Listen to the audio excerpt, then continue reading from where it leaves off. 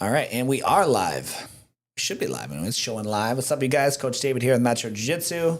We got the man in the house, Mr. Professor Muhammad. How we doing today, Professor? Good morning. What's going on, Coach? And not too much. And then we got a special guest, Mr. Leo Vandeneede. Right. I pronounced that right? That's right. My man. All right. So Leo is an old friend with Professor Muhammad's. They worked together as colleagues many years, and then now you are you're the manager of MW24. That's correct. Out of Brownstown. So we'll just we'll kind of get the formalities going, introduce you kind of who you are, what you do, where you're at, and then I've got a long list of questions for you. So one thing for sure, if you guys are watching this though, just let me know how every time we do this podcast, it's always like a dice roll of how's our internet going to hold up, streaming, audio, video, tech issues. It's always like a breath hold a little bit. So let me know that you can hear us, see us, everything while we're on that. You guys can check, make sure it's live where you can go share to your network, friends, whatever. And then we'll go from there. So Mr. Leo, I do have I'm going to give you the floor here. Just kind of let us know a little bit of what you currently do. And then we're going to get in. You got a cool story we're going to get into. Let us know what you currently do and a little bit about that over at MW24 and Mighty Warrior in that. Yeah. So I've been managing MW24 for about 2 years now. Before that, I managed a lot of gyms, Crunch, in Southgate. I was a general manager there, general manager at Anytime Fitness. I was the master trainer at LA Fitness, a lot of places. Before that, worked for Muhammad for 5 years. Bunch of big box stores, big box gyms. Bunch of big box gyms. Found out that big box is not the way to go. It's not a good environment to grow, and it's not a good environment for the members in general. I found out. What's your take? I mean, because like we're next to Planet Fitness. I will say we've been trying to collab with Crunch for years, and getting the same manager. I mean, it's a fat turnover over there, dude. What's your opinion that you don't like big box? Because a lot of people, they dig them. Yeah, rightfully so. If you like big box, cool, awesome.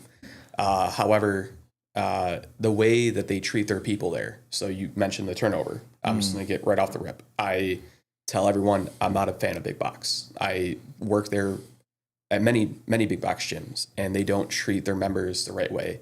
They look at the members, their people, as dollar signs, and they don't look at them as people. And I feel like a lot of the times you lose the humanity portion of what fitness is supposed to be. You hear contracts, you hear annual fees, you hear, oh, I can't come at this time. Like you've probably seen Crunch, you've seen Planet Fitness, their parking lots fill up, and then you walk in and you're like, oh man, where do I begin? There's so many people in here. You don't feel like they cater to you and that you're just another person walking in the door. You may have some regulars. Yes. You may have the same guy that you see at the front desk every day. Yep. But then after 3 months, they're gone. Why? So I know, and I can't, again, at least with Planet Fitness, I know their model for sure. It was $9 a month, 10. Yeah. It might've gone up. I'm surprised if it hasn't gone up to 15, but I mean, they need, just to pay bills, they need, I've heard 10,000, 20,000 members. I mean, think like the fire code. Coach Mo, how many people do you think Planet Fitness can hold, dude? Like fire code wise, what do you think? Oh man, not 10,000. No, not 10,000. I do know that not even 1,000. No. Maybe 400. I'm thinking 400. Yeah. The thing is, so at Crunch, it's a very similar model. It's the low profit, high volume. So they rely on those people, half the members that they get. Say you want 10,000 to break even, or see any kind of profit. Yeah. They rely on half those people to show up, and the other half just, it's $10 a month. What's it to me? On a good day, like they're relying on 80% of those people not to show up. Yeah, the 80-20 rule. Yeah. What's your approach with with MW24? By the way, what is MW24? What's it stand for? Where are you at? And then what do you what kind of sets you apart? What's your approach to fitness, wellness, and then I do want to tie it to your story, because I think you've got a really good why for doing that. Yeah. Here's a fun fact. I used to call Leo the runner. The runner. Yes. Is that what I called you? Yeah. Yeah. He was the runner. Leo, when Leo was managing GNC, I think you were you running to work? Some days, yeah. But he was like, Oh no. yeah. I'm not running to No, work. he was training like for a time. I think you were working on getting into like some high level running, like working on getting to the Olympics or something. I mean, he was running like Forrest Gump running. That's pretty accurate. Yeah, I was close to a 4-minute mile at one point during that time Stop at GNC. it. Yeah, yeah. Dude, I don't know if I could bike a 4-minute mile. Like that's incredible. Yeah. A 4-minute mile? No, he was a legit runner. Like he was, it was like he I was remember putting up high level numbers up there. There were days we had like our meetings on Sundays, and we would close up shop, and then I'm like, okay, we have an hour till the meeting. Let me go get a quick 7 miles in real quick. Yeah. And I remember one day I came back to Lincoln Park store, and you're just like, where'd you go? I'm like, well, I went for a run real quick. Well, what'd you do? Like 3-4 miles? Well, I did a quick 7. And you're like, what the hell? I don't even. So what is that? Your average? So 7 minutes and 7 miles in 60 minutes. Is that an 8 times 7? 8-minute mile? A pace of 8 minutes for 7 miles. Though. Yeah. Oh, I'm not. I got no interest in that. I have no interest in that. Like those at all. running days are long gone though. I don't have the time anymore I'd to rather do it. grapple a 60-minute match than run for 60 minutes. There you go. Yeah. Everyone has their vice, So what's your approach to as far as like you mentioned the humanizing approach, which we obviously very very firmly agree with. Like we can't, jiu-jitsu is it's got a higher turnover. Certainly not Planet Fitness. It's got a higher turnover rate. But like the people who stay, our longest staying members is going to be your adults, right? Like so they have a really good reason for training. Outside of maybe like comp kids, things like that. Some of those comp kids are on their way to being coaches, but like there's a personal approach to that. So what's your take as far as like a fitness standpoint and where you guys are at and all that? So I'll start with your first question. So MW24, it stands for Mighty Warrior 24. We are a 24/7, 365 fitness facility in Brownstown, Michigan, on Telegraph Road. So it's attached to Mighty Warrior CrossFit. We are 2 gyms, 1 business. I manage the MW24 side. I do a little bit with the CrossFit side these days. Not much, but a little bit. I like I said, I worked at a lot of different big box gyms, and looking at people as a dollar sign was not the right approach for me. I just never saw that. And here at MW24, we do things a little bit differently. I say I because I'm the manager, I'm the janitor, I'm the personal trainer. I do a lot of things there. I wear a lot of hats there. So marketing, whatever. There, at least, our membership is simple. There's 1 membership. 2 really. $30 a month, no contract, no annual fee. Why? Because it's $1 a day, pretty affordable. We provide private sauna, state-of-the-art equipment. We're really private too. Like you don't have to go in and wonder like, oh man, is it going to be busy today? Can I get my workout in? Is some teenager with broccoli hair going to be sitting on the bench all day on their phone? Yeah, I'm out, whatever. Here you walk in, oh cool, bench. That's it. Well, you're kind of hidden though too, right? Like so, like I know we were just talking. Like I pass you guys every week, and I'm like, oh, that's there's Leo's spot, but it's like set back. Yeah. And because I remember you and I were collabing back, and I was doing the $60 in 60 seconds thing, and like the CrossFit guys they were warming up, they were running out to like what is it, Dick's? Is that you're off? Oh, Telegraph. Telegraph. Yeah. So they run out to Telegraph and like down, and then they came back, and it's like you're set back like probably half a mile, or so. Yep, it's about a quarter mile. Yeah, quarter mile. I've ran that lots of times. Which is like it adds some privacy to it, and it's kind of secluded, so you got your own space. Yeah. Which is nice, right? Mm-hmm. Do you guys do personal training there? We do. I'm one of the personal trainers there. We do. We have a variety of personal training there. 2 of the owners, Nolan Rickman, He does a lot of sport performance training with high school athletes, actually. He has built up a reputation. He's really good at what he does there. And then Laura Ward, she does personal training there as well, too. She's actually done a great job introducing a legacy CrossFit class, which is for 55 and older. So CrossFit can be very intimidating. I don't like anything about CrossFit. Like it's just, to me, it's got a stigma. You don't like CrossFit? It's got a stigma. It does. It's not that I don't like.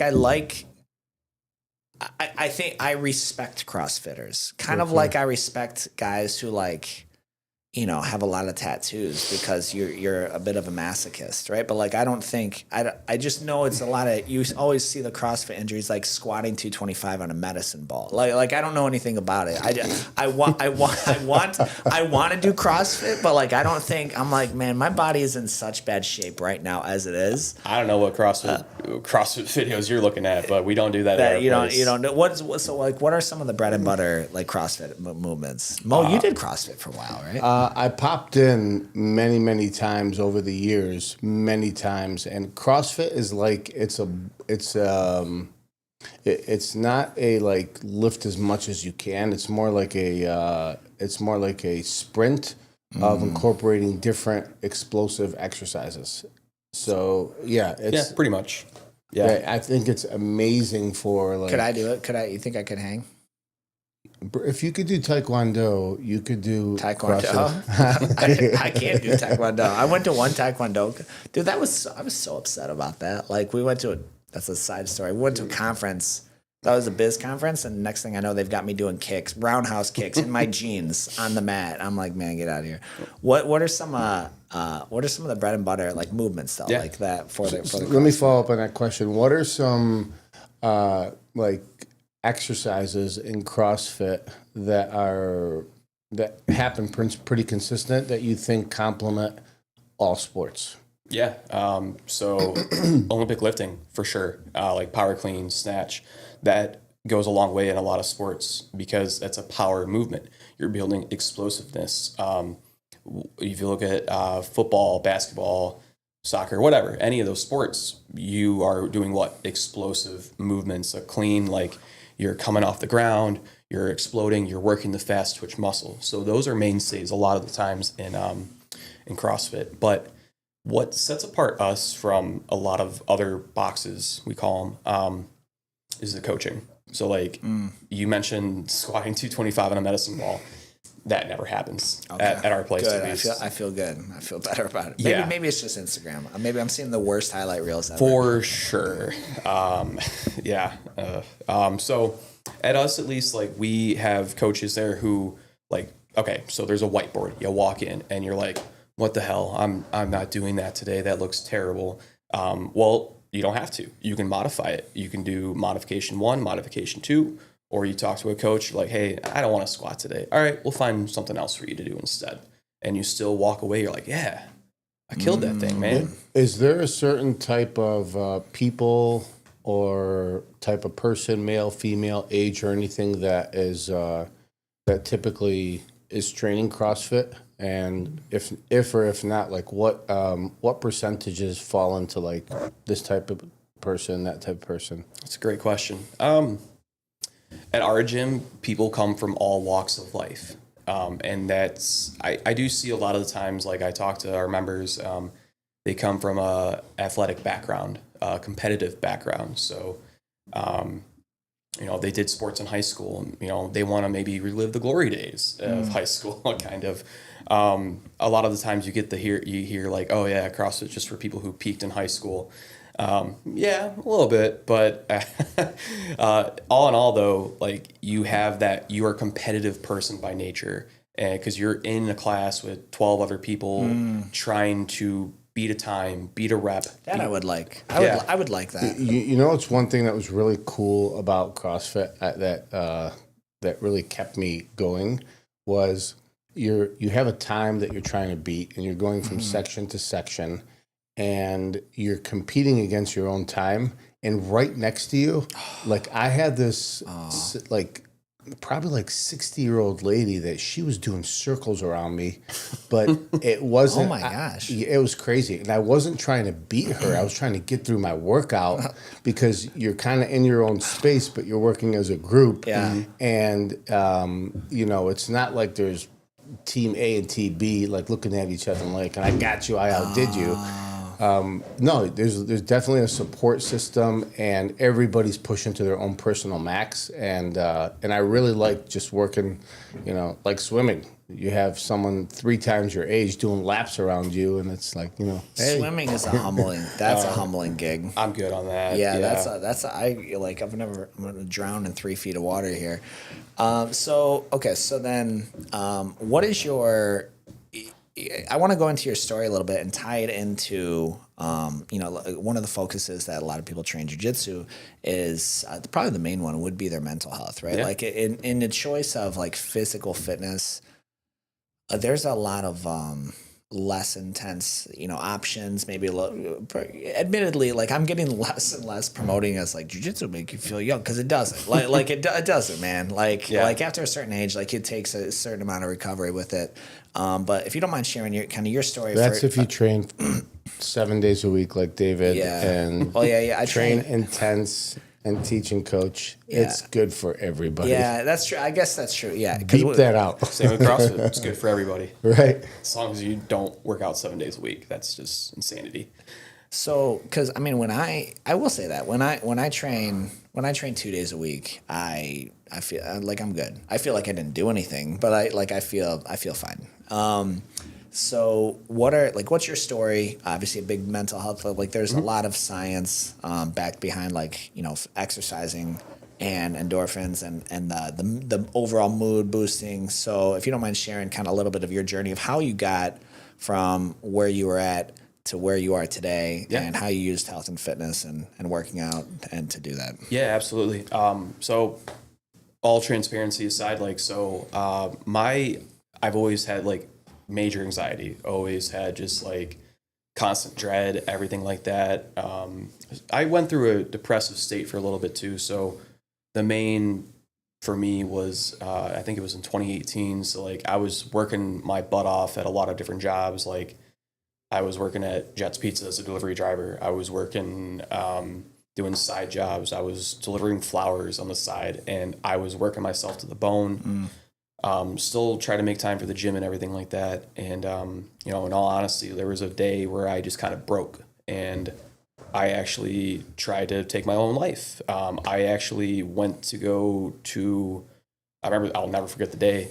It was the week before Thanksgiving, and I went to Elizabeth Park, and I was like, you know what, I'm just going to let the river, Detroit River take me. And something just kind of woke up about me. I was like, no, you know what, this isn't the way. And I went to go check myself into Henry Ford, and I spent a few days in there to get right. And when I got out, I immediately went to therapy, and I've been in therapy for the past 6-7 years now. And ever since then, I had just a wake up call of I've always been into fitness. I worked with Mo for 5 years, before that was all before that.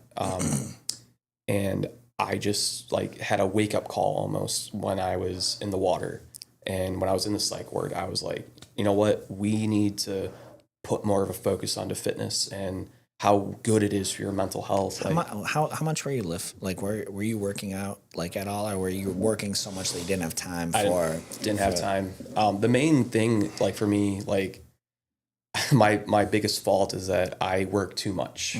I let it consume a lot of my life to where I don't make enough time for myself. I'm not a selfish person by nature, so I don't really oh yeah, I'm going to do that for me today. I'm going to go. Do you think that's common? I don't mean to interrupt, but do you think that's common in especially men that they just, I know so many men, a lot of tradesmen, a lot of guys, it's not uncommon at all for them to put 70 hours in. If it's pretty regular. And so, and I know, cause we're tight, they've got their kids in every activity under God's green earth. They've got, their wife, But then when it comes to like doing stuff for them, like, you ever think about training? No, I can't train it. Right? You ever think about lifting? No, I don't have time for that. Yep. You think that's common? You think that's common amongst men? 100%. I think we live in a society where it's stigmatized a little bit for men to have mental health issues, to be honest with you. Like, that's my biggest proponent, is that you grow up like, you're a kid on the playground or whatever, and you're just like, oh yeah, like you see a moment of a man being weak and, vulnerable, and it's seen as like, he's not really a man. Like, you don't, just suck it up. Like, you're told, suck it up, move on, be a man, everything. But I think to be a man, it's to be more vulnerable with yourself and to open yourself up to the idea of like, oh wow, I'm really suffering through this depression. I'm suffering through this right now. I need to do something that makes me feel good. I think 70 hours a week is not feeling good. So, and what would, because I don't know if I have this conversation with a lot of people, because I know anxiety, like, I think there is a growing awareness. I think there is a growing awareness to mental health, especially in men. Can you describe anxiety? Like, I don't know, like, and that's not me being funny. I genuinely, maybe I've had it and I don't really know exactly what it is. Like, can you describe what anxiety feels like? And like, cause to me, dude, it can run the gambit from like, I get socially anxious to go pick up a prescription at Meijer. Like, I'm like, I don't know, man. Like that seems a bit much, obviously on the extreme end. Can you explain just for someone who doesn't know kind of what that looks like? So it's a big physical and mental reaction really for me. If I'm having an anxious day or whatever, I feel physically like shaky. My heart rate's always up. It feels like you're always in like your war mode, like you're ready to go at all times, but there's no battle to be going to. Like, there's no war. Like, your mind's always in a state of defensiveness. Your mind's always like worried about like, oh God, what if this happens to me? What if like that happened to me? When in reality, those are not the case. It just is it and Mo, I'd love to get your opinion on this. Do you have, so is it, I don't want to say baseless. I don't want to say baseless fears. It's a good question. But that's just, it sound to me I'm like is it an irrational fear? Like, is that, and I'm not trying to downplay it, like, but it sounds like there's something that we're, well, okay, here we go. A really off the wall one, right? Russia's going to attack us. Mm-hmm. Like, that's the reality. Like, what's Mo's giving me? But is it really baseless? Mo's giving me the. Is it really baseless? Like, he's boys with Trump, so I think we're good. I will say, of any country to attack, I would prefer almost any other country but the Russians. I'm not sure. They're not calling me anyway, but like, I'd rather any other country. I feel like just the size of human you get with Russia, but like, is that like one like of an irrational, or maybe it's a narrative that's been hardwired in, or is it something completely even off the wall that doesn't have to do with that? So I have an answer for that. I think if you're human, you've suffered from mental health. Okay, I do think that some people today take advantage of it. Like, sometimes my teenage kids are like, I need a mental health day. I have too much going on, and they don't have a house payment. They don't have a car payment. I'm not ready for that, dude. Hold on. They don't have a house payment. They have a car payment. They get to sleep in. They get their food made for them. And, I think some kids, like, they use it to their advantage, right? But so a question for you is, after, and I have my own theory, but I'm curious to see what your opinion is after you get through the mental health, a stage of mental health where it kind of controls how you think, how productive you are, what you're able to do.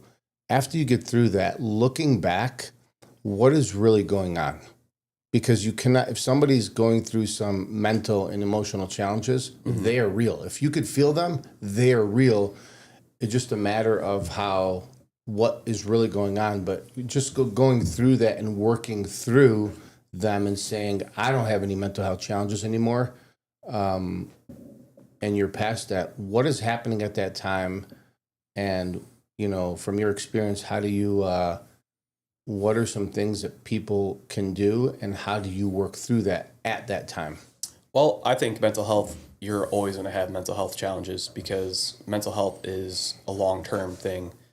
You can't just like pick it up as a hobby one day and just be like, it can't be like, I golf a lot. I golf a lot in the summertime. It can't be like, okay, golf season's here. I'm going to be outside for the summertime. Okay, it's wintertime. I'm going to put it away. Like, you can't treat mental health like that. You are always going to have a new challenge, new adversity that's going on in your life. Like, at the time that I was, suicidal, so to speak, I had a lot of things just collapsing on me. I didn't feel right about myself. A lot of it was, rooted in self-esteem issues as well too.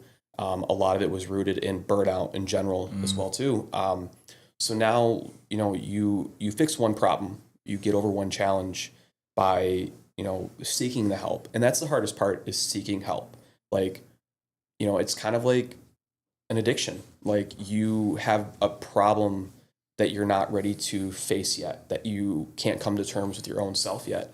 And you don't want to reach out for help because you're like, no, I'm good. Like you were saying earlier, like how men who work these 70-hour weeks and everything, they're like, they don't do anything for themselves. Well, you need to face the facts. And that's the hardest part, is just accepting that you have a problem. Mm-hmm. So you got something? Go ahead. Yeah, I was just going to say that, what I learned, so as a teenager and going into adulthood and just starting to work, I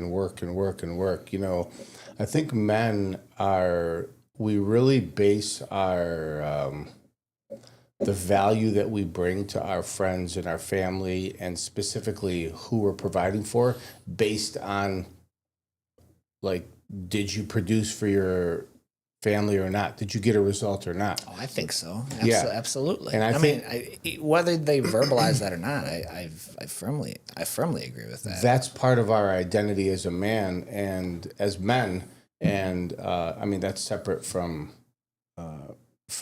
women. But like, from what I learned as personally and working with people, is what we do consistently every single day, our normal routine in the day, if it's not directly aligned with what our definition of what it means to be a man, a provider, an athlete, or whatever, if we know we're doing one action or two actions throughout the day that are in conflict with that, that is what causes that's one of the things that causes mental health.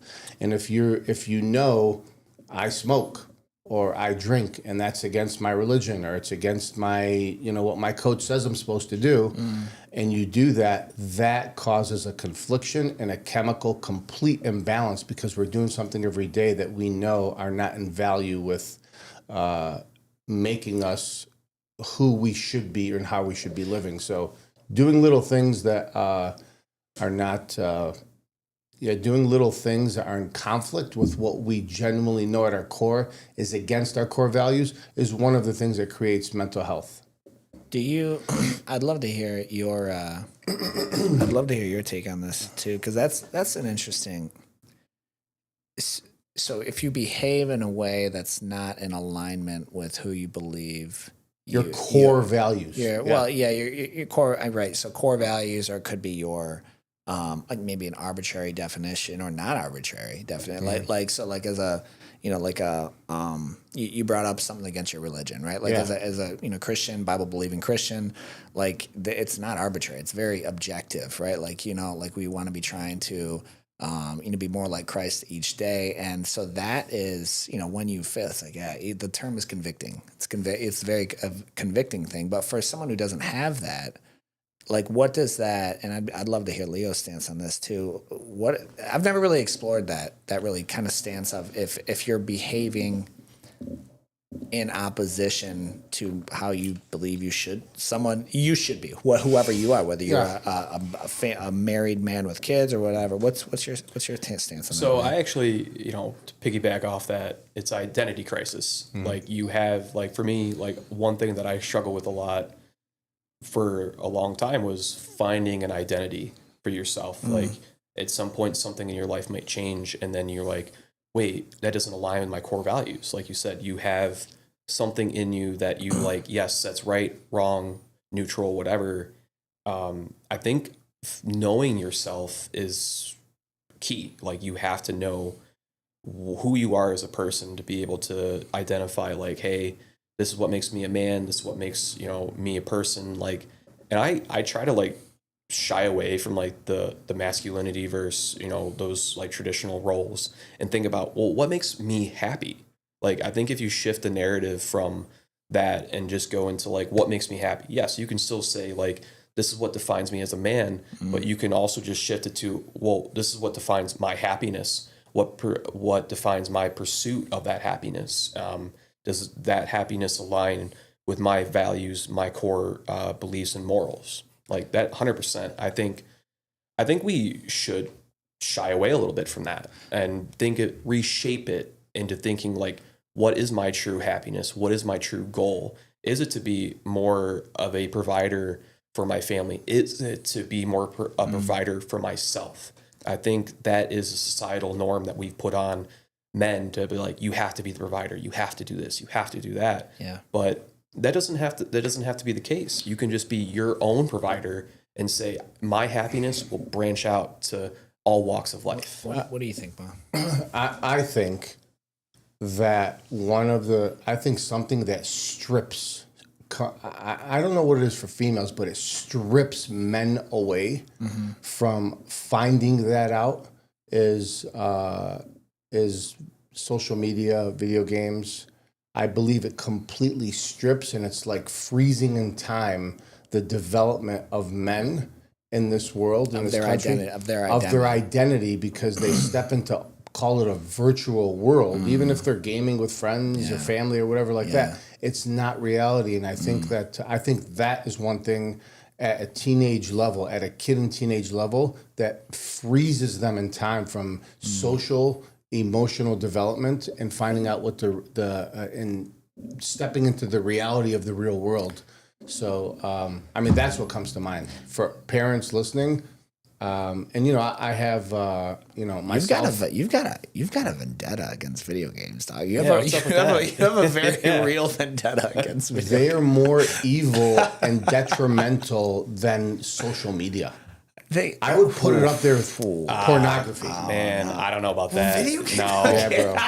Well, what? Oh man! All right, we're gonna go off a little spin off here. I'm a huge gamer. Oh man! So what games are you referring to? Any specific games? Yeah, so I'm referring to the amount of time that somebody invests in putting into those video games. Like, a hobby is a hobby, and I think if you have a hobby and it helps you completely detach from reality, I think it's okay. Yeah. But to do that hobby and look back at the end of the week or the end of the month and you're putting 30, 40 hours a week.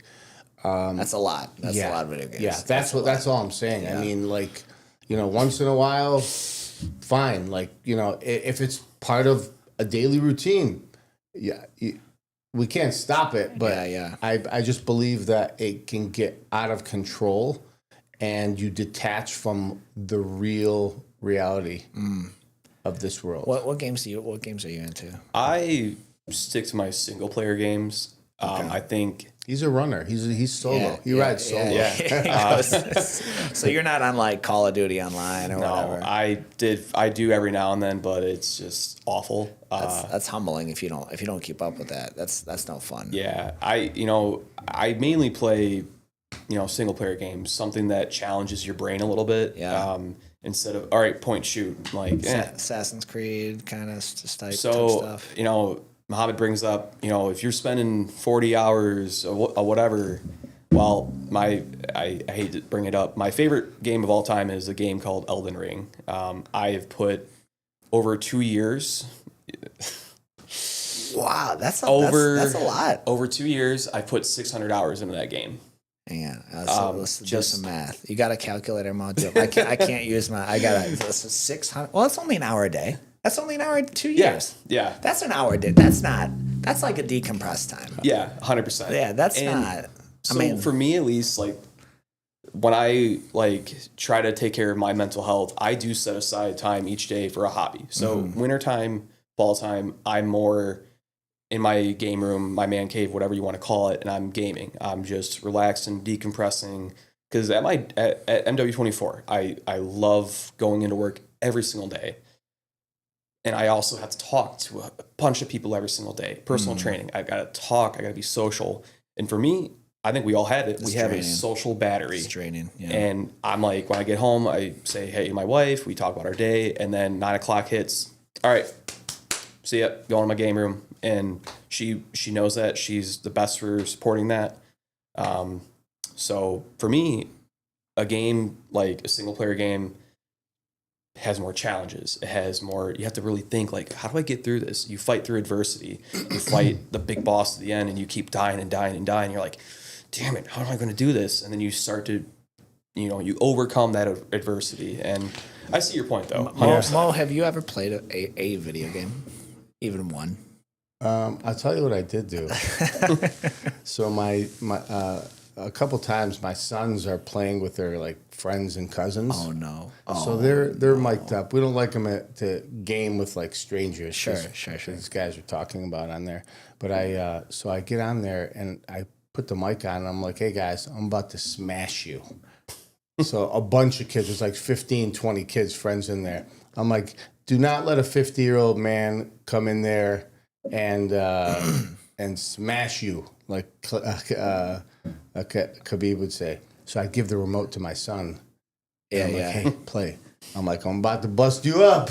Wow. Did he win? Did he win? Yeah. Well, they're like, Ammo, I didn't know you were so good. I'm like, hey, man, fighting is fighting.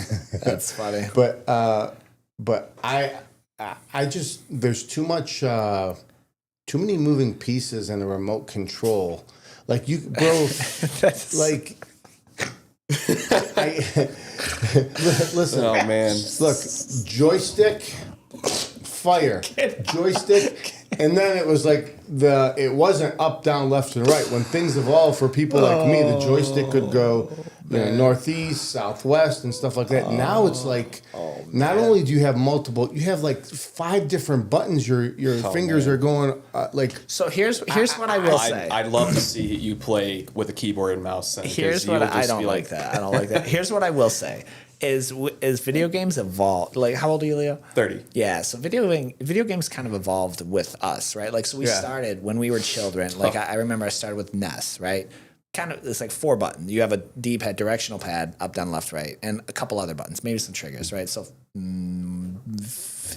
4 plus 2 is 6. Okay. That was harder than it. It took me longer than it should have. And so you got 6 buttons overall. Yeah. And then the N64 came out, right? Yeah. And then that was, you want to talk about a weird controller. What a weird controller. Yeah, I know. That like was my you had this Triton, an inverted Triton with like it was a really weird controller, but you had GoldenEye on it, so you learned. You had Zelda on it. And Zelda. And then PlayStation comes out, and then they kind of evolved from there.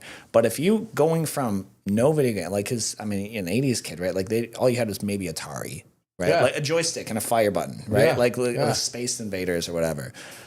Going from that to now I'm handing you a PS5 controller. There needs to be a learning curve, right, to go out. So I'll concede that. I do want to come back to a point you made, and this gets asked to mention, touched on a lot, and I don't know if I subscribe to it, and I'm not like, I just want to open the forum. So you guys you're talking about like, this makes me happy, this makes me is happiness the goal? And then what would you define, what's your definition of happiness?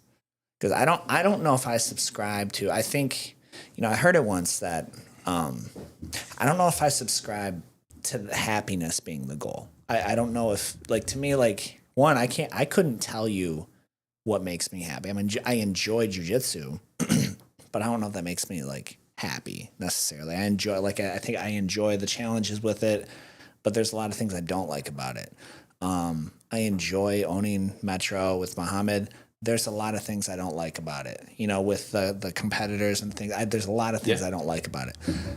So if you're always chasing happy and that feeling, Coach Carl was on our podcast a couple weeks ago. He's talking about, like, there are sometimes emotions are going to come in. The people at this table, even in America, like let's go visit North Carolina and then come back to America, or come back to Michigan. Let's go visit North Carolina, come back to Michigan. Let's go visit where the fires were in California, come back to Michigan. That's gonna set some pretty huge perspective a little bit. So I guess what do you define as happy and again, I'm just kind of open forum with it. I'm willing to have my mind changed on it. So for me, happiness, it can be anything. It can be, do you feel a sense? For me, I define happiness, for me at least. So happiness can be whatever you define it as. It doesn't have to be this like for sure thing. It does not have to be like, yes, by the definition of happiness, I am fulfilled. No, it can be whatever you guys want it to be. That's the beauty of it, is that for me, I look for more fulfillment than happiness. Fulfillment, I would say. Okay, so like I think we're much closer then. Yeah. Because like there's something, and Mo, I'll ask you about this too. You talk about like I've worked a lot this week. Like right after this, I'm going to the tours at the summer camp in Livonia and just filling, Mo's covering stuff. Like we're working a lot. Mm-hmm. I don't know if I would say it makes me happy. I enjoy it. It's fulfilling. To Mo's point about like ultimately the end goal is, to put some bread on the table for our families. I think fulfillment's a portion of that. What's your kind of verbiage or stance on happiness? Like to me, it doesn't really like play. Like if I'm miserable, because I've been unhappy, I've been miserable every day. That's not the goal. That's certainly not like a pain endurance. Cause that's not it. I'm very against that. But I think like happiness, and it's kind of like this. I honestly don't know what makes me. I can't say something makes me happy. Like watching my kids kind of makes me happy, unless they disappoint me. I would say at that point too, like, I had a lot of time in therapy thinking about that too. Like there was a lot of things where I would talk to my therapist, like, you know what, like the gym's going great. Like my marriage is great. This is great. This is great. Yeah. I'm not feeling fulfilled by it. And a lot of that has to do with self-inventory. Like you have to do your own self-inventory and be like, reassess some things about like what really does make you fulfillment. And for me, I find the most benefit out of therapy is thought shaping and reframing. So you have to be able to have an open mind to be able to reframe some things, like, and use positive self-talk to yourself. Like it's hard to like always do that. It is a challenge. So like I've been in therapy for 6-7 years now and I'm still going. I don't look at it as like, oh, you're going to therapy, like what's wrong with you? I look at it as like practice. I look at it as like, all right, what am I going to work on today? And I think once you change your mindset about mental health as a whole and your own mental health, I think you'll feel fulfilled eventually. I think eventually it'll come with time. But like with anything, like, I don't know anything about jiu-jitsu, but why do you get on the mats every day? You practice. Yeah. Why do we go to the gym every day? We practice. We get stronger. That's what therapy is, essentially, is going to the gym for your brain. So, from coming from a minority background, I think one of the, by the way, my mom is a therapist. Mm-hmm. She's in the private sector, and she has a PhD, and she does counseling, Zoom, in person. So we have our own. I think it's important to investigate if somebody were starting therapy from your experience, and maybe speak to the public.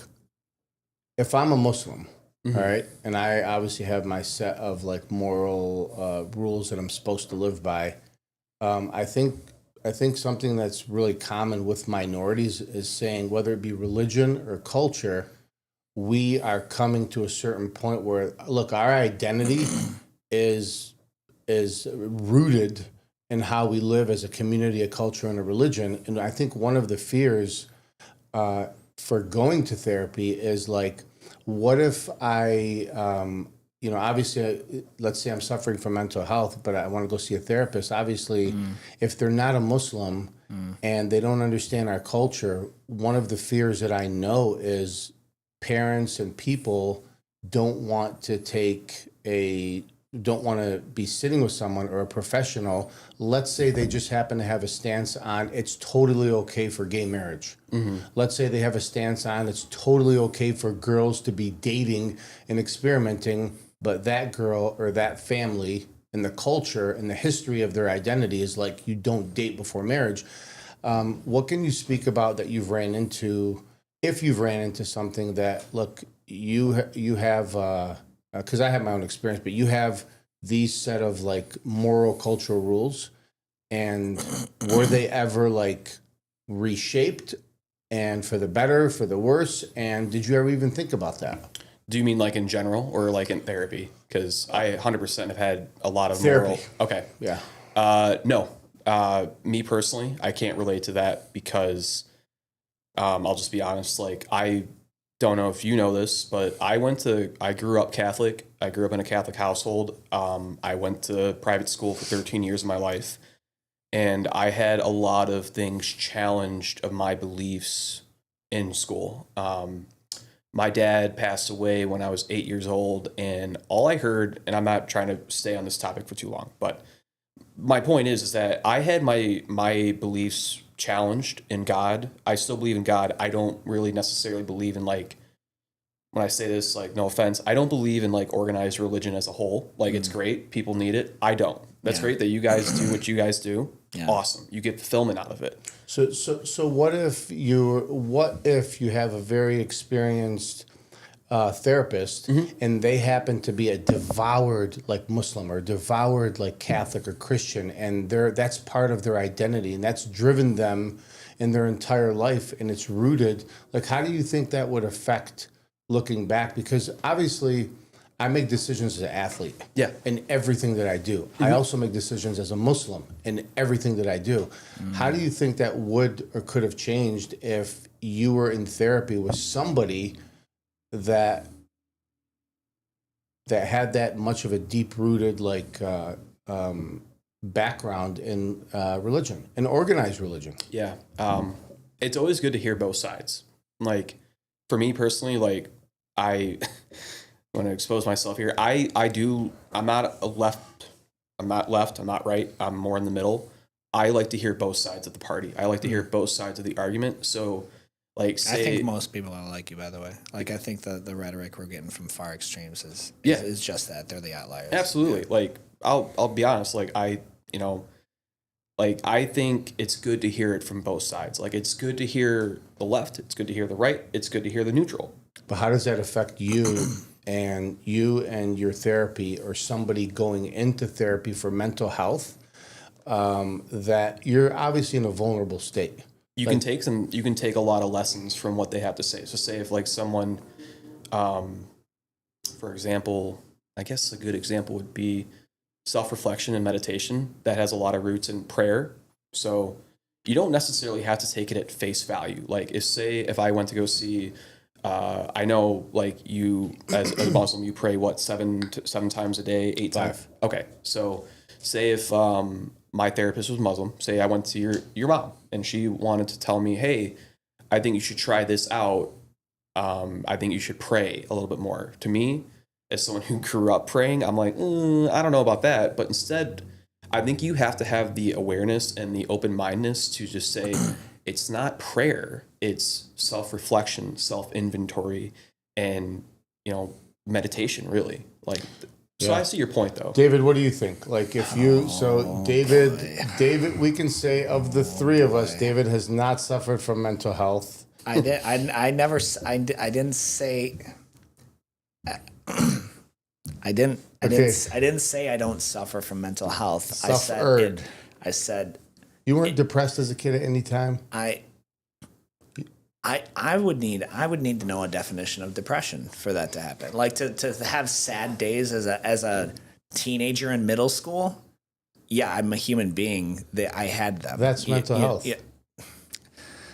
What's the question for me? Like, because we're talking about mental health. We're talking what what you're what Leo's implying is on its way to clergy abuse.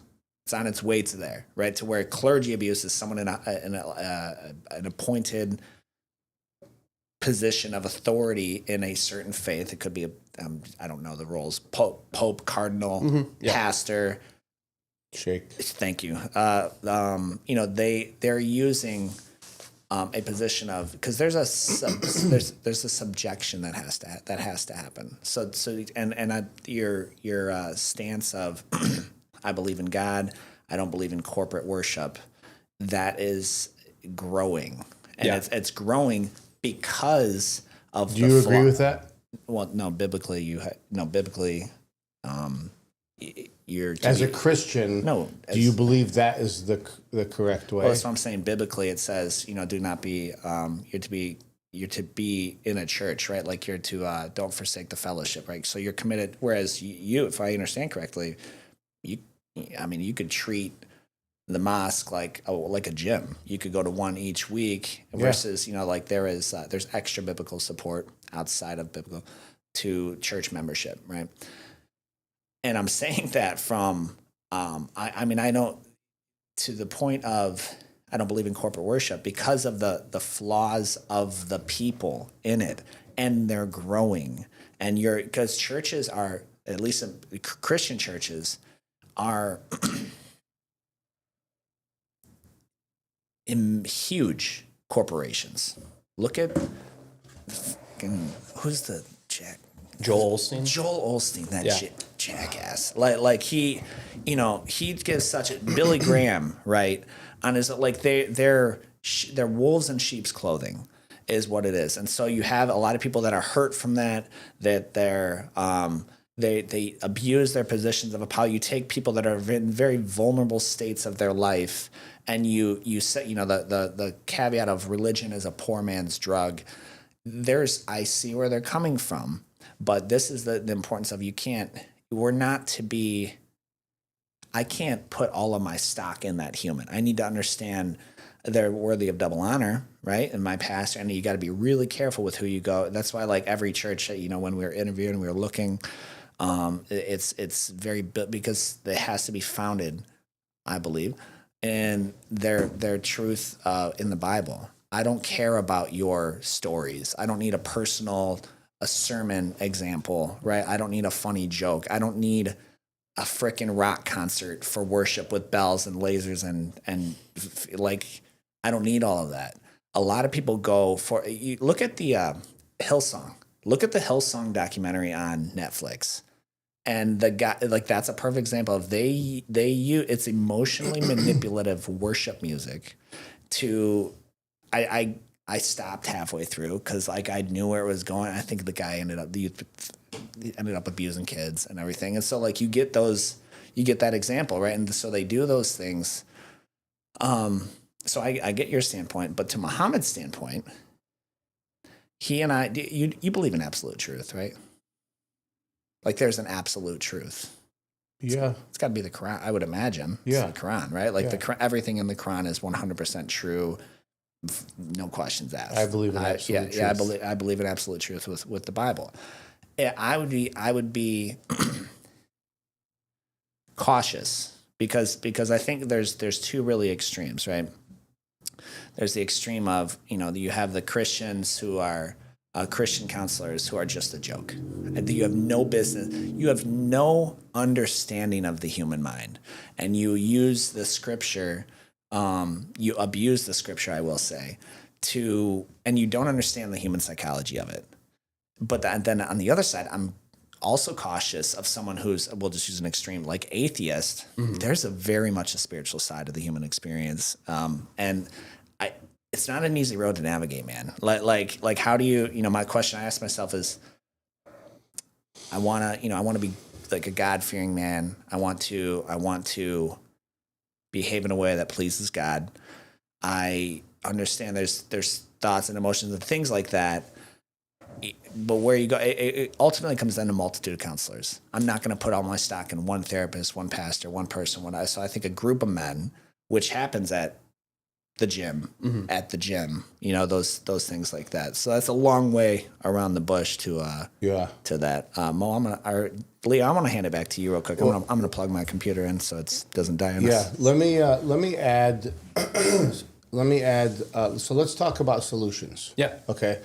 So let's talk about solutions, and so we talked a little bit about how therapy.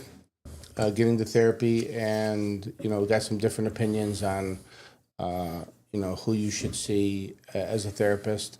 On that note, I don't want to go down that road anymore. But we have our opinion of who we should see as a therapist, and maybe what some of the criteria should be. And I think if somebody has gone through therapy, I will say we should get advice from people who have gone through it. And that will help you make the best choice on maybe where to go through therapy, what to look for in a therapist, and not necessarily say, go see that therapist. Mm-hmm. That's one thing I don't like.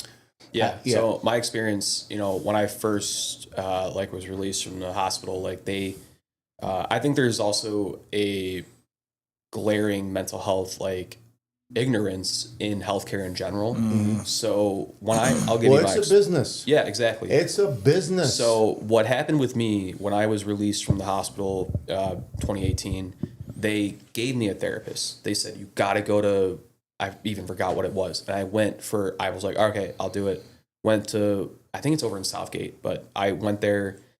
I did not vibe with her, did not like her, nothing against her. I just didn't vibe with her. Yeah. And for a minute, I kind of gave up on therapy. For a month, I gave up on it. I was like, man, it didn't work out for me. I don't like her, didn't vibe with her. And then I found one, I just kind of did a self inventory of myself. I just kind of did it. I'm like, what do I want out of a therapist? I said, I want X, Y, and Z. And I found X, Y, and Z, and now she's been my therapist for about 6 years, and we just mesh. I'll be completely honest. The first 10 minutes of therapy, we talk about football. If it's football season, we talk about the Lions. We talk about fantasy football, and that kind of breaks the ice a little bit. She goes to the gym. We talk about the gym stuff a lot of the times. You have to find someone that speaks to you. Could you say how many? How often or how many times did it take you to find that right person? Was it the second person? It was the second person. Okay, so you got lucky. I got lucky, but for some people it takes multiple times. Yeah. But also too, I think you have to have a willingness to be open with that therapist too. I think it all depends on the therapist and you. If the therapist is welcoming enough to let you be vulnerable, then absolutely. But then you also have to have a willingness to be vulnerable and let down some walls, let down some barriers, and realize you're in a safe space. I hate using the term, you are in a safe space. You can talk about what's on your mind. I really enjoy going to therapy every 2 weeks. I go every 2 weeks. It's something I look forward to. And I feel so much better immediately afterwards. So Zoom versus in-person therapy. So you've been doing it for a few years. What's your opinion on having a therapy session via Zoom and a therapy session via in-person? Oh, great question. I don't even know how you. So that's crazy. Actually, I've done both. You love Zoom, bro. What are you talking about? I don't, guys, let's do a Zoom meeting. You're the Zoom master. So I've for the first half 3 years of therapy, she used to have her office in Downriver, I think in Woodhaven, kind of 5 minutes down the road from my house. And I was going there and it was fine, perfect. And then she moved out to Plymouth and I'm like, I'll still go in person. And then my schedule became too convoluted to be able to make the hour trip because therapy, if I was doing the Plymouth route, 30-minute drive there, hour session, 30-minute drive back. That's a half a day thing. Yeah, half a day thing. And I just couldn't find the time. It mainly started when MW24 opened. I was I don't have the time. I want to put a lot of energy into the gym. I spent a lot of time there, didn't want to take days off. Mm-hmm. So I asked her, hey, can we do Zoom instead? Mm-hmm. And I was a little hesitant on that. But honestly, because I've built a rapport with her, I feel the benefit of Zoom still. And I do it I do it in my like my man cave, game room, whatever you want to call it. I do it in there on Zoom. So it's closed in, shut the door, headphones. I feel like I'm in the office with her. Have you ever been on a Zoom with your therapist and been gaming at the same time at a separate computer? There was one day, I'll be honest, there was one day where I What's thought, her number? We thought gotta call about and it. tell I her check his. thought about it. I was like, it just like something just came out, and I was like addicted to it at the time, and I was like, it's right there. No. I didn't. I turned on the PC. I was like, no, I won't do it. So let's talk about solutions. So what benefits come from martial arts, lifting weights, and how can you tie them into mental health? And how do they help mental health? What's the direct relation to the three? I'm going to start with you, Coach. So mental health could means you're stressed. We have to define it for you, right? Or do you understand? I think I understand. I understand stress and anxiety. Anxiety's got such a stigma for me. Like I think it's abused. I think it's abused. A lot of time. Not saying. I'm just saying. If I had called my boss and told him I need a mental health day, like hang a door. Dude, man, so I understand stress. I understand pressure. I understand cognitive dissonance, to your point. Hold on a second. Okay. I'm going to be the devil's advocate for everybody else there. Okay. All right. As a business owner. You're going to have a hard time. Go ahead. You better represent them. Okay. As a business owner. Okay. You got a lot of stuff going on. I do. And with your wife, your family, maybe somebody passed away, or you just got a lot of stuff that just never stopped. The list never gets done. Never stops. Okay. You're telling me if you're like, you know what, I'm just not going in today. And you make that choice as a business owner, a luxury that you have not to go in, that wouldn't be equated to like a mental health day? Or a day that you got your maybe, you don't want to freaking deal with it. So, I mean, those days.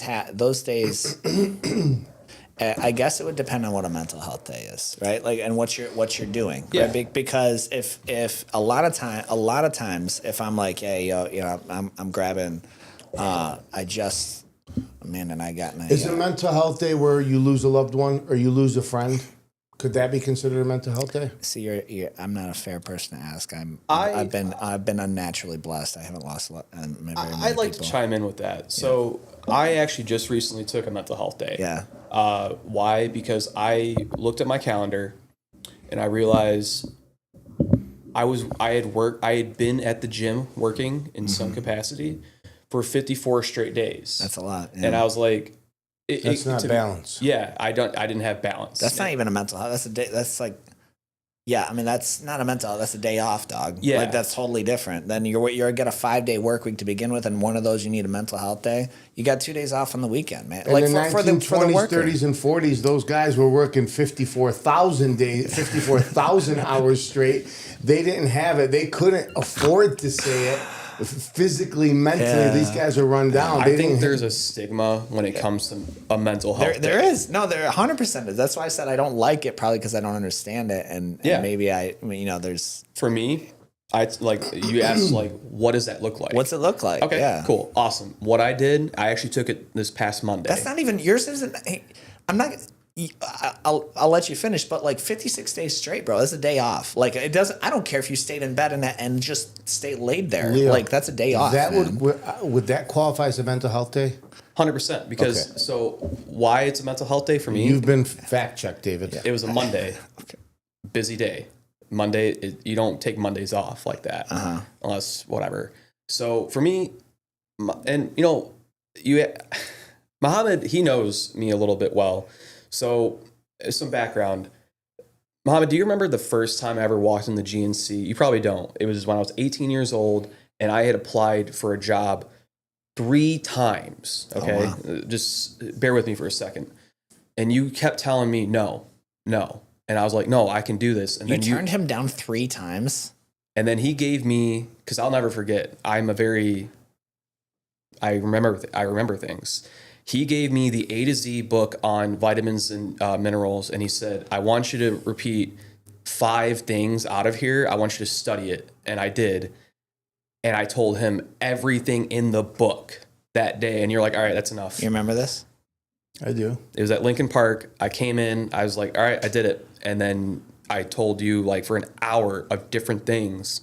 Fast forward, you asked me to create a playbook on how to train people, on how to talk to them about the science behind green tea and what it does for you.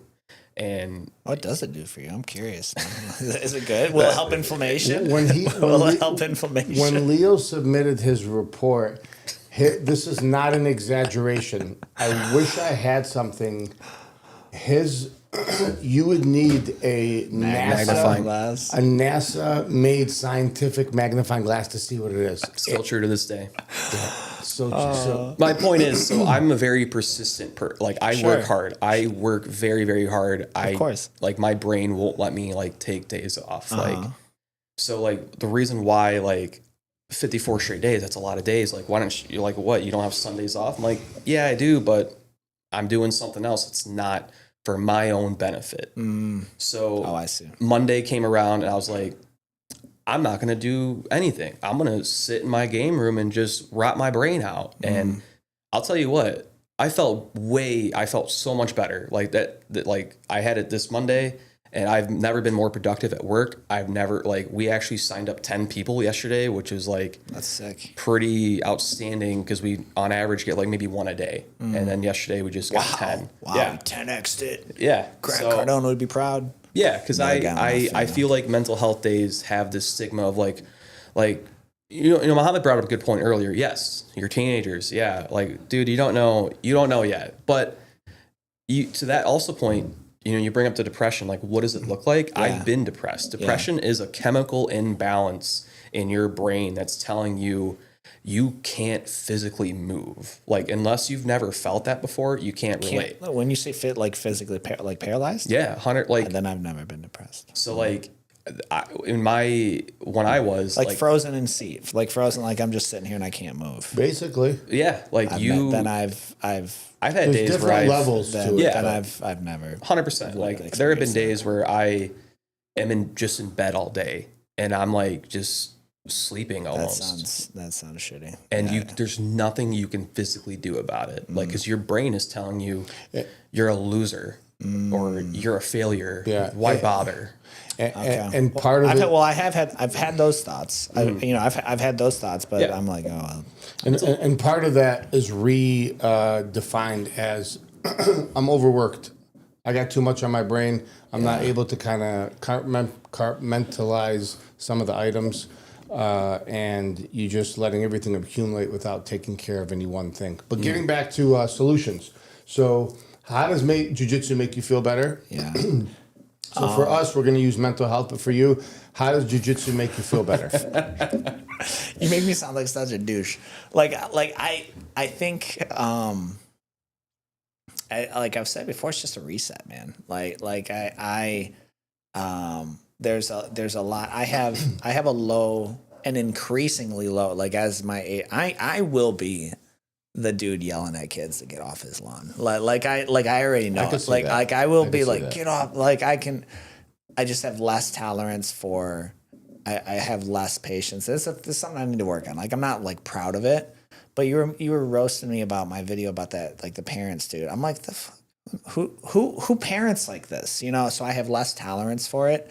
And I, some things make me angry. Other things make me really angry. And so rather than taking out that aggression on, my wife or my kids, or Landon or, you can take it out on the mat. Like, I'm not going to take it out on the white belts. Right. But like there's a physical, just kind of like, that's where it gets through and it's exhausting. And it can be done through a really aggressive. I could see where like when you started to explain CrossFit to where like I've seen those guys, dude, they're like on all fours, breathe in just this pool of sweats and they're like almost hyperventilating. Like I was like, that's sweet. Like that's what I like when you've got nothing left to give.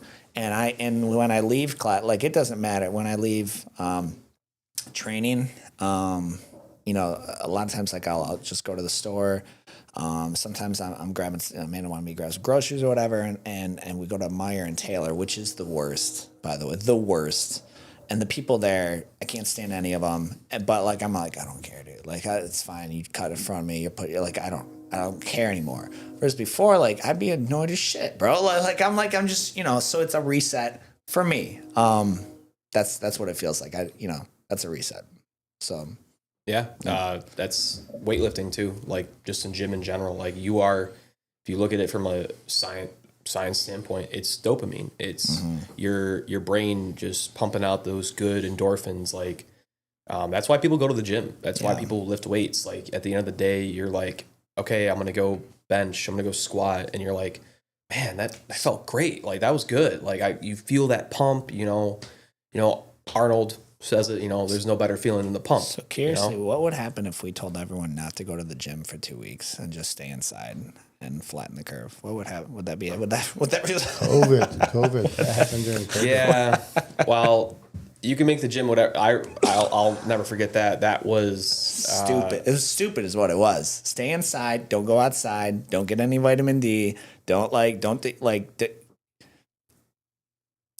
I get it. It was a racket, bro. It was a racket.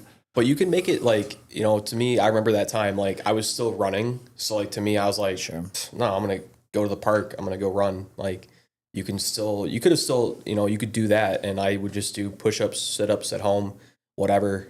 Prison workouts. Yeah. I had bands at home, so I would just do resistance band stuff. It is what the gym can be, whatever you want it to be. You're really disciplined. I mean, I don't know. Do you know the percentage of people who work out at home? It's got to be single digits. I would imagine, or 10% maybe. It's increasing. So one of the jobs I used to have actually was selling gym equipment, like home gym equipment. I remember that. And I was out in Birmingham, so like a lot more like Birmingham, like wealthier, like that side of people. And they would come in, like, I think Mark Wahlberg came in one time and he just brought like a whole. Does he live in Michigan? Does he have a house in Michigan? He has, you know, Feldman car dealership. Yes. Like he actually helped fund most of the Feldman Chevrolets. No way. Yeah. Wow. So he has roots in Michigan. Wahlberg came in to buy. That's pretty cool. Eminem came in. Well, his assistant came in, and those guys can't go. They're not going to Crunch. Right. Yeah. You know? Right. So, but I actually train. So I'm a personal trainer, and I actually do train someone at home. His situation, I'm not going to go into detail about it, but he can't really like go to the gym because of certain things that he does not want to bring home because of I can't really go into detail about it. Yeah. But I train him at home. He has a home gym set up, everything, and you know he's like, yeah, every now and then I want to go to the gym, but you know why? Yeah. Why do I want to do that? I don't want to have to deal with idiots. I don't want to have to deal with the broccoli heads. Yeah. And I say broccoli heads, I mean teenagers. I don't have to deal with that BS there, man. And that was my vision for MW24 initially was how can I make this gym feel like home? Yeah. And I think we've done a pretty damn good job of doing that where you walk in, you know, you see my ugly face there every single day. You're like, oh, hey, what's up, Leo? And I have a rapport. I'll be honest, I know every 550 members. I know all their names. That's impressive. I talk to most of them on a daily basis, even the ones who like go at midnight or whatever. Every now and then they come in and I'm like, oh, hey, Bob, what's up, man? Like, he's like, are you Leo? I'm like, yeah. I'm like, how do you know me? I'm like, I do my research. And that's, you know, like we talked about. It makes a difference. It makes a huge difference because we talked earlier at the beginning about like the big box versus, you know, us.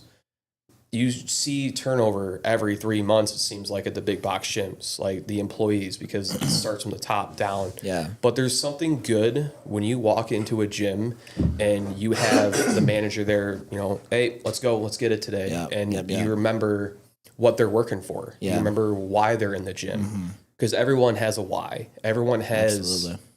You know, Muhammad, actually, I got to give Muhammad some credits too. He taught me a lot of just like how to talk to people, motivational tactics, and the pit bull. You always said you got to have a pit bull that's chasing you down, and I try to learn people's pit bulls at the gym. So the pit bull, and I think that's a really cool thing too. Yeah, I remember this. It's probably had the same training, and Tony Robbins special. Yeah, and it was you were like, yo, we had just left Lifetime. It was at the Tim Hortons in Canton. Actually, we're close to it now. Yeah, wow. It seemed my head was different. And he's like, if I were to offer you $1,000 to sprint to Lifetime right now, and it was like, I don't know, might have been half a mile or something. He's like, how fast do you think you could do it? I was like, not, but I would try for $1,000. He's like, now, if I've got a ferocious, man-eating, bloodthirsty pit bull behind you, think you could do it faster? I was like, well, yeah, definitely. And he's like, right. So you need to find the pit bull behind someone. Like we had a kid come in last night. It was like 9:30, and they're like, yo, Fox, someone's here for you. And I was like, don't I have like 4 people on staff? Like what? Whether they're asking for me, my name, is it my father? Like what's? And he's like, no, just a coach. And I was like, yeah, what's up? This kid's 18. Walked in, made eye contact with me. He's like, hey, I want, right? Most like that's impressive, right? And so I give him info. I was like, dude, I gotta be real with you. You're 18. Why are you looking for something like jiu-jitsu? Like there's something you're not telling me. Like who's threatening you? Which girl are you trying to impress? Like who are you trying to let? There's a very real, and I didn't actually get it out of him, but I tried it. He's like, oh, I don't really know. I think, he just kind of knew it. I don't think he was expecting it, but you got a good reason for lifting, you know, to go to the gym like that. We'll kick it to you, Mo. What do you think? I think that fitness in general is a mandatory part of getting through mental health. I think that there's a couple different components. You have to be able to talk to somebody, whether it be a spouse, a professional, a friend. But I think as far as mental health, they have no peer group. Mental health people do not have a group. People suffering from like mental health, and as it declines, their peer group of the people that they're around probably does not exist. And if you put that person in a group of people who are training Brazilian Jiu-Jitsu or doing the CrossFit classes. I do like the group aspect of that. Yeah, and it's very diverse, by the way. That's one thing I really liked about the CrossFit. But I think that's an important piece, and like you're going to raise to the level of expectations of your peer group. I agree. Regardless of where you're at. Yeah. And so I think as far as fitness and exercise in Brazilian Jiu-Jitsu, you have to have a peer group, and these are not coaches. These are just people. These are not coaches. These are not, typically they're not people who are like, I want to compete or I want to have these big goals as far as like physicality or fighting or, lifting more weights. Typically they're just people who have one thing in common. They work hard, they show up, and when you just see them or you're around them, just by looking at your teammate next to you, you feel like they're holding you accountable because his journey is just as hard as yours. Yeah. And my journey is just as hard as his. Male, female, the age doesn't really matter. And I think your partners in the pain. Yeah. And I think that if we take the mental health, one of the first things that somebody needs to do is find a gym and enroll in the gym.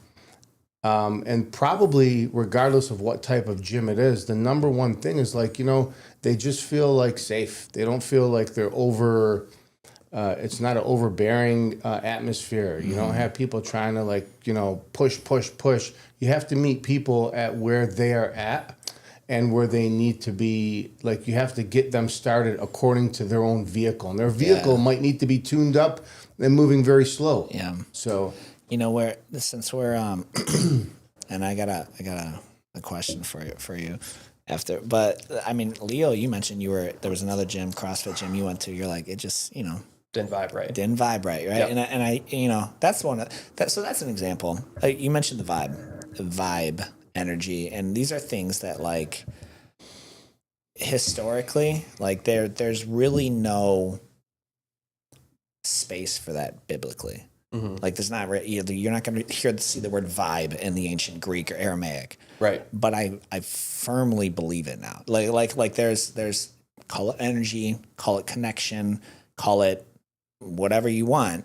Like there's there's a very real thing in your marriage, in your personal friendships, in your corporate circle, in your workout community. It's a very real thing. Yeah.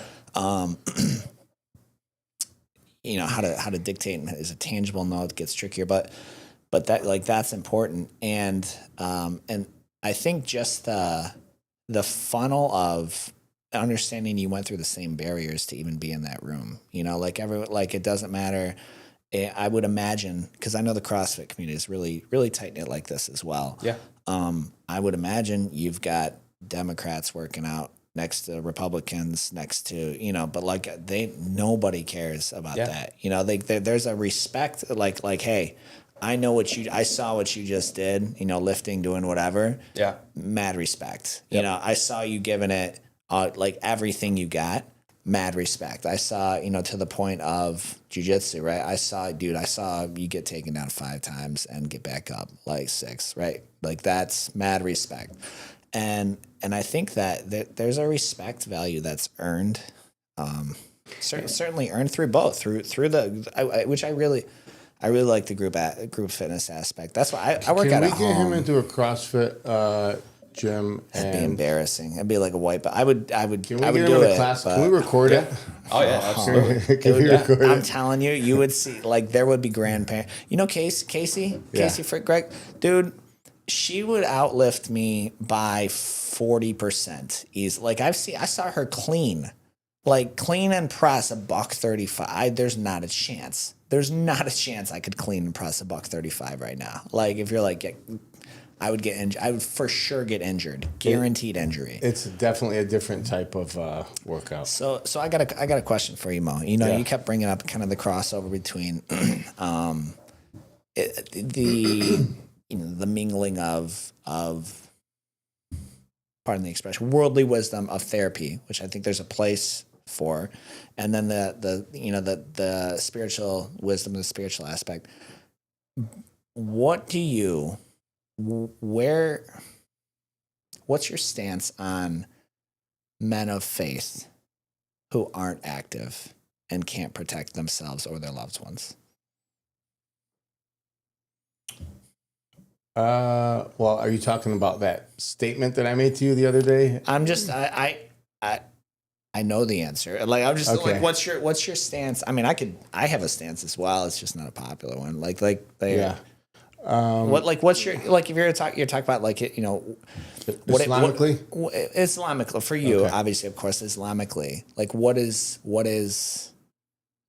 What's your stance on we talked about identity, right? My identity, and what's your stance if someone's they may be the most scholarly scholar, but Okay. they're visibly out of shape, or something of that nature. Yeah.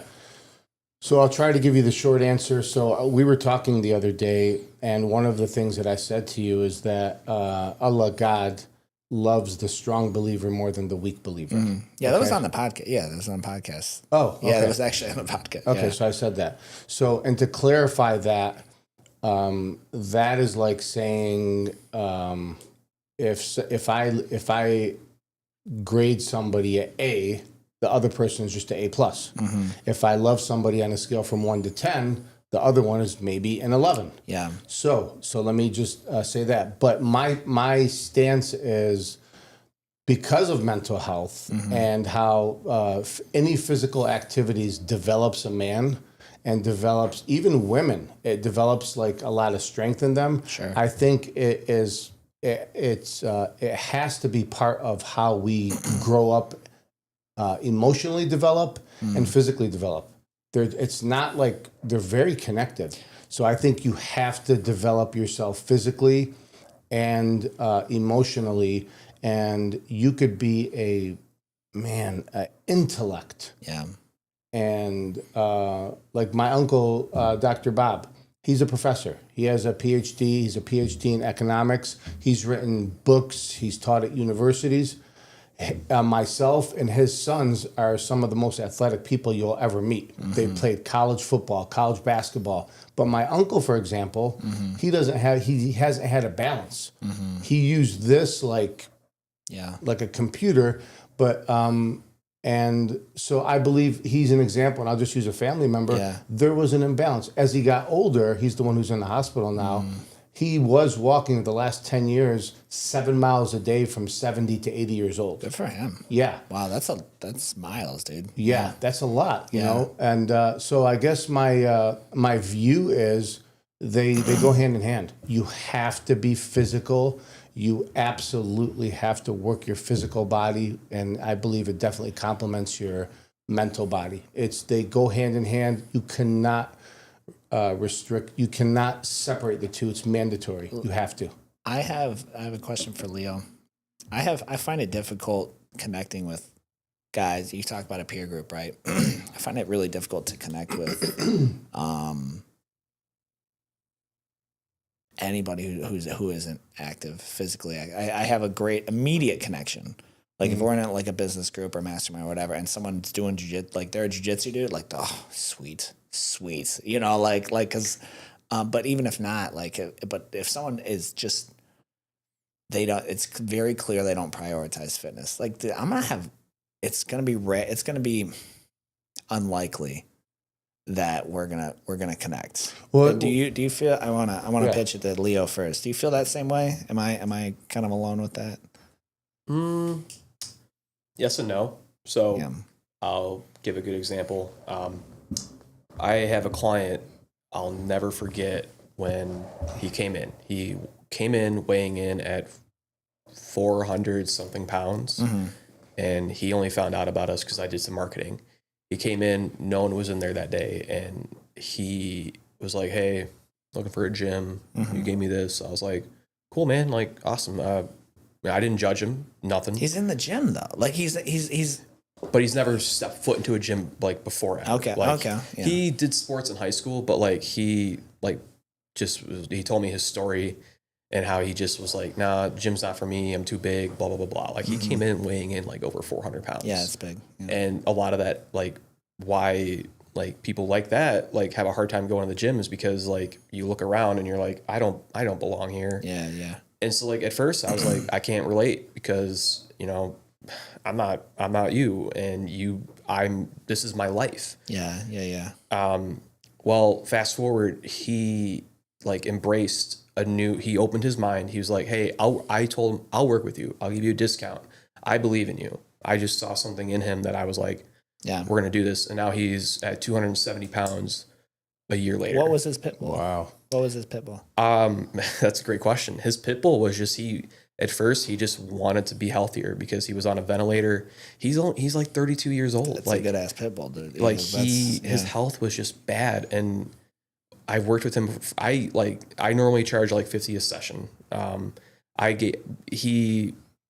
You know, tight on money. That's my philosophy of like, I don't think fitness is a luxury. I think it's a right. Like it's a right that you should have access to fitness in any capacity. So I gave him a discount on my training. I was like, all right, man, we're going to do this, but I need you to listen to every freaking word that I say, and you're going to do it. And he did. And over a year of time, I've worked with a lot of people. I've never been more proud of this guy. What's he at now? He's at 270 pounds. That's incredible. And now he loves In a year? In a year. Yeah, it's 130 He pounds. That's freaking loves the gym now. Now he has a new pit bull. Yeah. And he wants to, you know, be in the 1,000-pound club where he can deadlift, squat, bench. Wow. And we're already at 405 for his deadlift, 3 something for his squat, and pushing 200 for his bench. Good for him. Yeah, and okay, so there was a point, and maybe I should clarify. Like Amanda tells me, she's like, you don't need to get with more. You need to get with more guys, especially in the church, right? I'm like, You mean like if like I'm just talking like if we're like, yeah, I've been invited to a kid's birthday party. Okay, so- and I'm like, and there's a group of 7 dudes, and like you're like, hey, you need to connect with one of your job. I'm not like, it's funny you mentioned that. dude, I feel like Harry Potter in a world of Muggles, like Yeah. at some point, you know, like that's what I'm not. Yes. Because if he came into the gym, Yeah. boom, like mad respect, like a lot happened to get you here.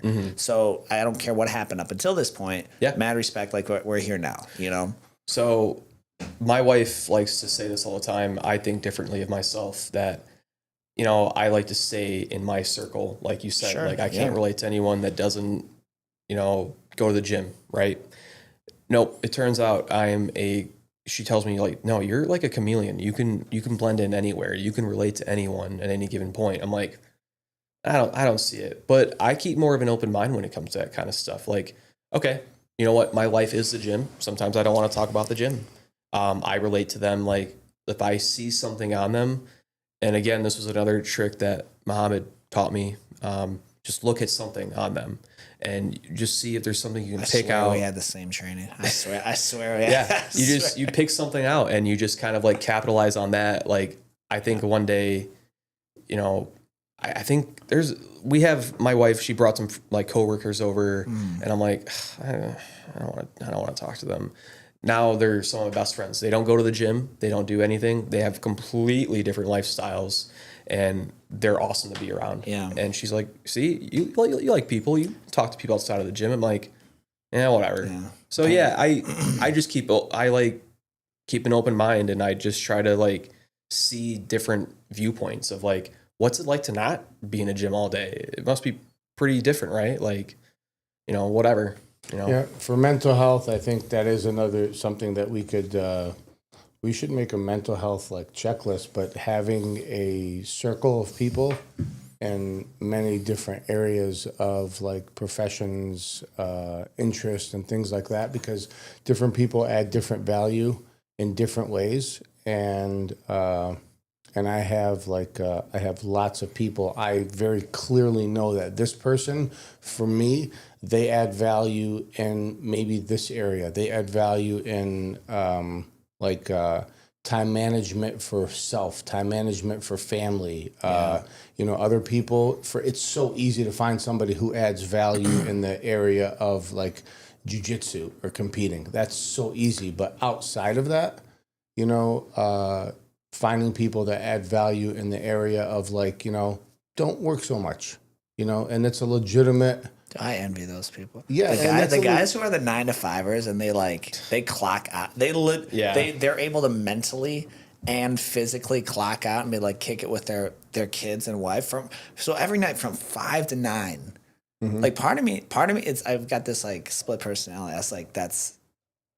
It would drive me crazy, but I envy it. You know, one of Nancy's sisters, she's like, she clocks in, she clocks out. She's been at the same place for many years. She's never opened up her own business or anything like that, and she's happy. And she values the time from 5 until the rest of the day, from 4 until the rest of the day. And she, and you know what? That's what she values. And